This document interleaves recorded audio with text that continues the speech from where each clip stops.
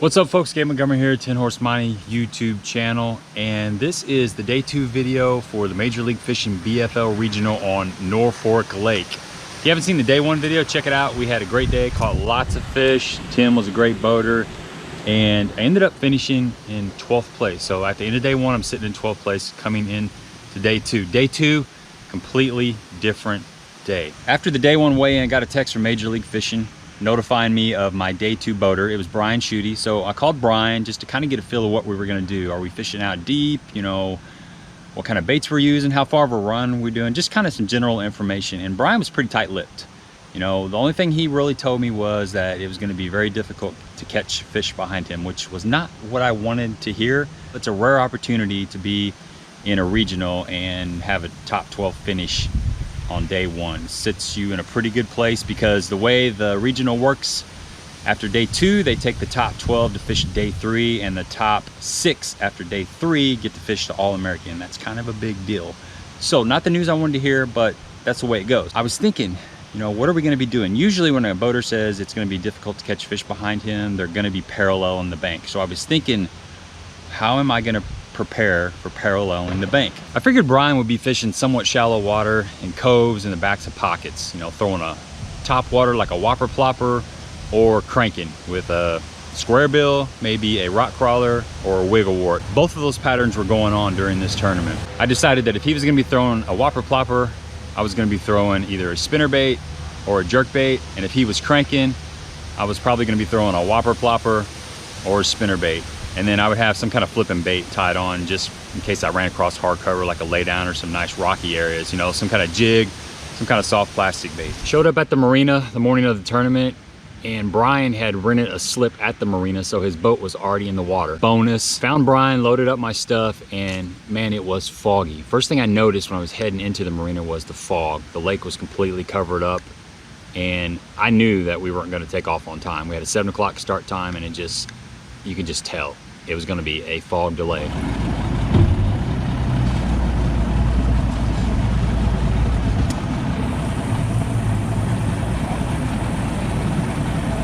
'69. Ryan and Gabe. Yep.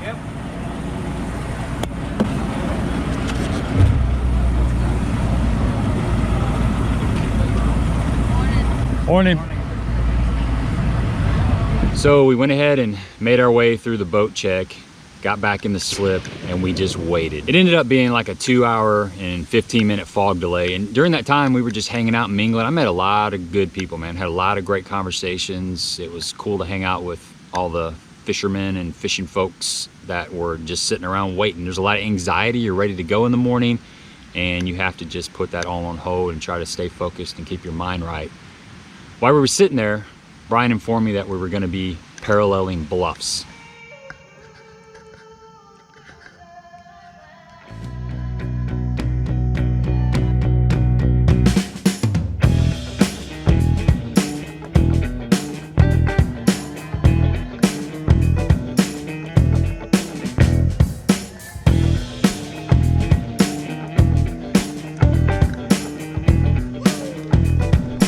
Good morning, folks. Day 2 of the Major League Fishing BFL Regional on Norfork Lake. We had about a 2-hour fog delay. Just starting to roll them out, and we're boat number 69. So we're gonna have a short day. It's gonna cut the tournament 2 hours short. It's part of it. We're gonna have to get every bite in the boat. Fishing with Brian up here, and we're ready to go, man.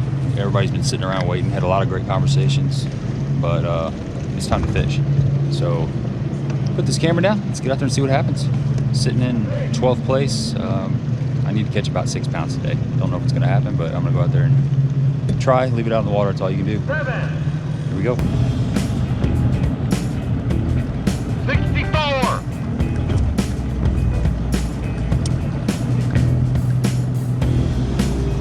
Jack, good luck, man. See you, buddy. 67, 68, 69.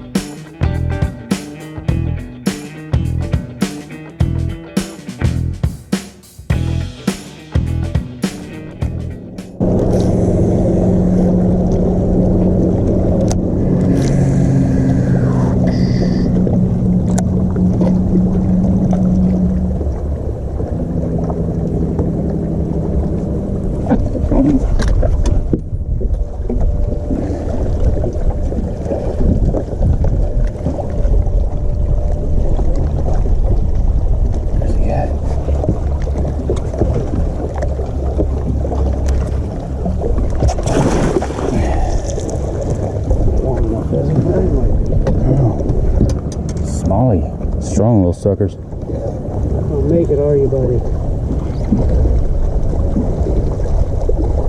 Almost. Close your mouth.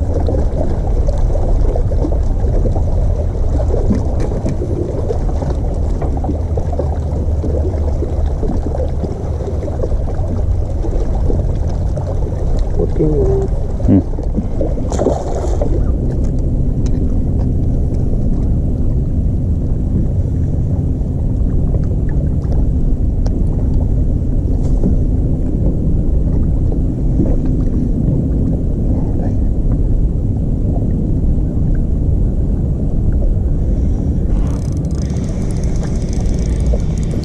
Fish. I don't think it's any big, but yeah, I think it's a small one. Can't tell it's coming at me. Yeah, it's small. Come on, thanks. Just gotta go slow, I guess. Yeah, super funny. Super. I really felt like I just needed 2 fish. My goal was to catch 5 pounds. I figured if I catch 5 pounds, that I was gonna make that cut and fish day 3. That's the best bite today. Did he thump it or?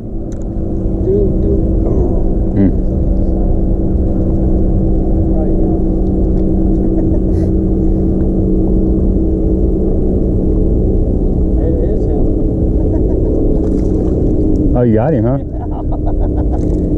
He hit it good. I thought he was better than that, and then he just, like, there's nothing there. Smallmouth are mean. Huh?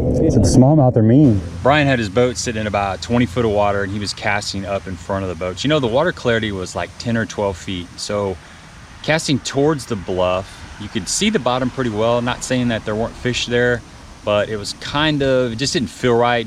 I tried it, just didn't get a lot of bites. Off the back of the boat, I kept seeing fish going underneath the boat on the graph. He left the graph on so I could see those fish there. You know, and I tried to drop shot for those fish. I just couldn't get bit, you know, just couldn't get bit. Off the main lake side of the boat, there was a ledge. It dropped from 20, 22 on down to about 35. And then there was another drop that went into like 60.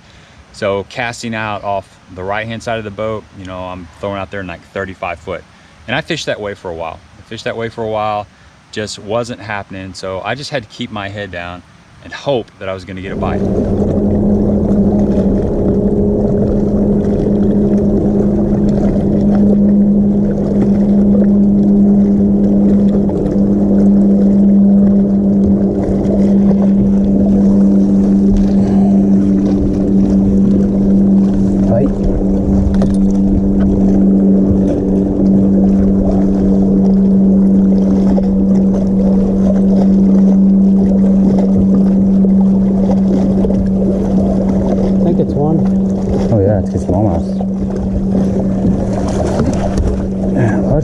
Smallmouth first. That'll keep. He ain't long enough.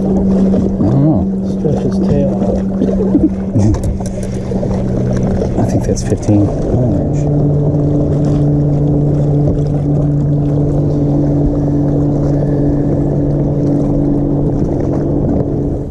I just had a bite too. He just wouldn't take it. He was just kind of nibbling on it. You had one too? Mm-hmm.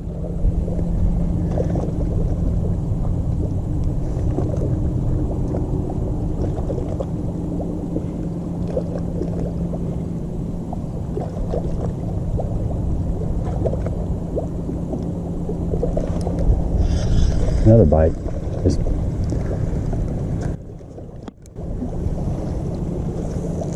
don't know if it's bluegill or what. I haven't seen a bluegill on this stuff yet. They're in here. Got him. Spot? I keep.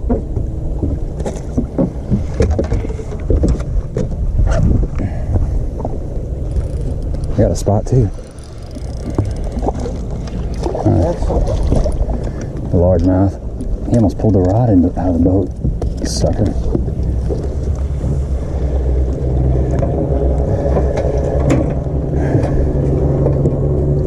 I'm gonna help, but I got a bite.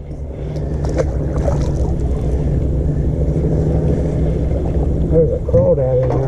Really? You're throwing the right thing, man. That's crazy. I thought I was hung on the bottom.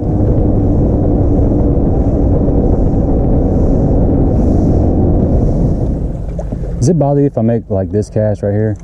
No. Okay. You're fine. Just so I can get it down before we get past it. Yeah, you're fine. You can make it up here too if you want. Okay, appreciate it. I'm fishing mostly out in front of me.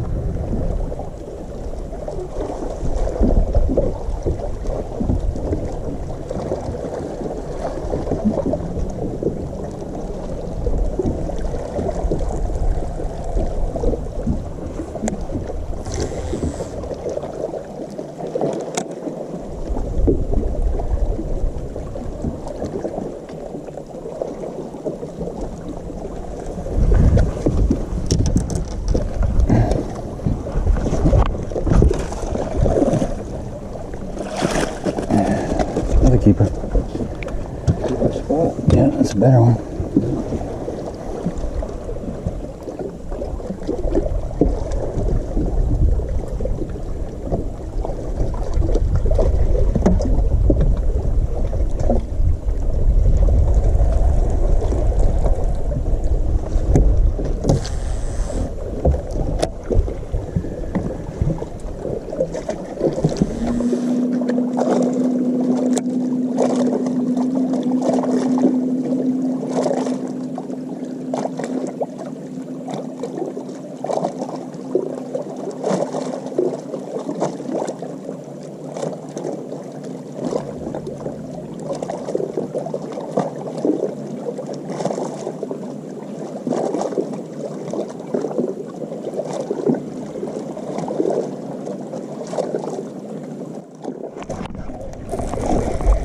God, dang, got off.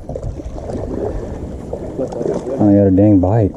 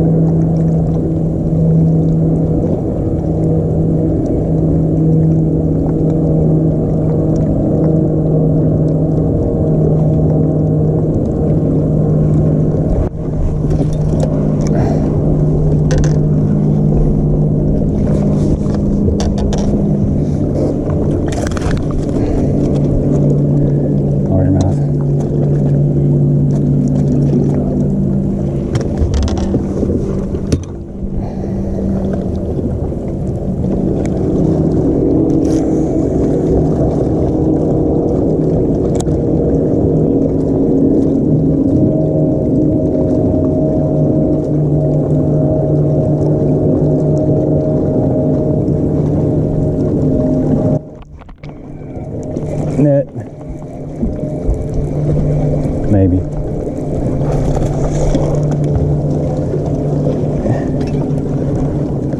Oh, the spot. The spot? Dang largemouth. God.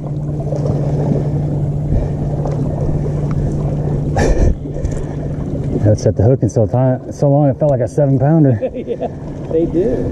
God. Used to catch it on, you know. That ain't 15, but God. Making a spot.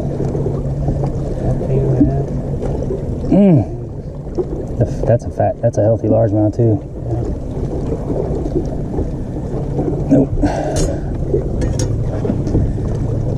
Oh well. Bummer.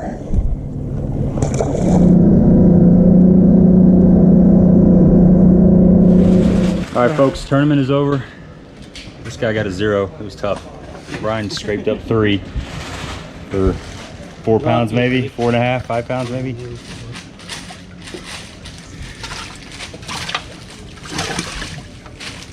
Little spot.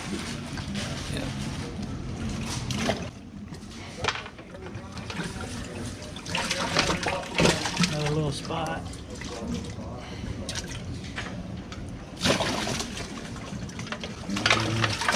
Couldn't remember if that was a largemouth or a smallmouth. Largemouth. One largemouth. we go. That's it. That was it. It's all the fun. I saw more bluff ends than I want to see in a month or a year. Sorry. Oh, it's all good, dude. It worked out for you. I think they've been better. Yesterday. Yeah. Oh yeah. They've been better if I didn't have sun on those banks. Yeah. Yeah, that late start hurt a lot of people. I ended up finishing the tournament in 35th place with 6 pounds, 8 ounces. Kind of disappointing to be that close and not be able to move on. The last check was 7 pounds, 5 ounces. So less than a pound from a check. And 12th place, you know, they made, the top 12 made that third day. 12th place was 8 pounds, 15 ounces. So just a little over 2 pounds from making that third day. You know, that's the way it goes. It's you grind all year to make the regional, and I'm blessed to just have one good day. I mean, I could have had 2 bad days. So it feels good to just have a good solid day. It's a good confidence booster, and things don't always go the way you want them, but you can learn from them. You know, part of the challenge of being a co-angler is learning how to fish behind people in the back of the boat. That's one of the most difficult situations, somebody that's pretty close to the bank, and you just have to learn. You just have to keep your bait wet, keep trying things. I tried a lot of different things. You know, the drop shot was something I had a lot of confidence in on day 1 going into day 2. I gave it a fair share. It just wasn't going on. I threw a smaller jig behind my boater, behind Brian, and you know, he had 4 jigs. He had 4 jig rods out, different colors and different weights. So he was committed to throwing a jig. That's what he said. The only thing he can get bit on those bluffs was on a jig. I mean, I had a couple opportunities where we swung out and fished some points, but we were fishing a little bit shallower the day before. Most of our fish were coming in that like 25 to 32 foot zone. Even on those points, our boat was sitting in like 20, so we were throwing up there shallower. And you know, I cast it out behind the boat out deeper and caught a few fish out deeper, but I kept getting hung up, and that's kind of a, you know, you don't want to be that guy that's getting hung up all the time for a couple reasons. Mainly, you don't want to be breaking off all your stuff, and you don't want the boater to have to go back. But it was a great learning experience. Gonna jump in again next year in the Major League Fishing BFLs and grind it out. You know, I'm gonna see if I can make it in 2022 to the regionals, and the goal is always to make it to the All-American. It's the regionals and then to advance to the All-American, and I'm gonna just get out there and try it all over again. So give me a thumbs up if you appreciate the content. Please subscribe to the channel if you have not. Dropping content on Wednesdays and Fridays. We also have a Monday night live stream at 7:30 Central. We have a lot of great guests, so if you're not busy on a Monday night at 7:30 Central, we'd love to see you on there. It's a great time. There's a lot of good information exchange on there. A lot of people sharing good stuff, good fishing tips, and just general fishing knowledge. So that's all I got for you. Till next time.